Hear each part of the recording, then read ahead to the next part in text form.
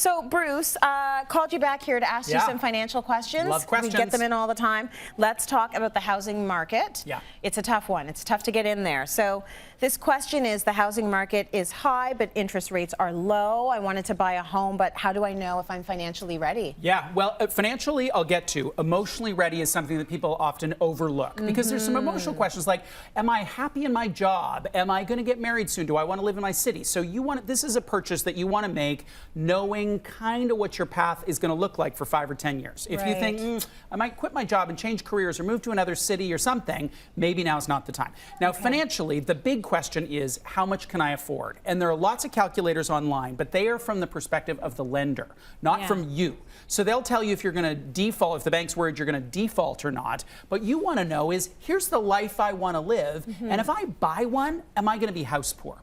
So go through and look at what they offer, but also think about your budget in terms of education savings for your kids, travel, all those kinds of things that you actually spend money on, not just can I pay the mortgage and the property taxes. So that's the big thing. In many markets, well, Vancouver and Toronto in particular, the prices are insane.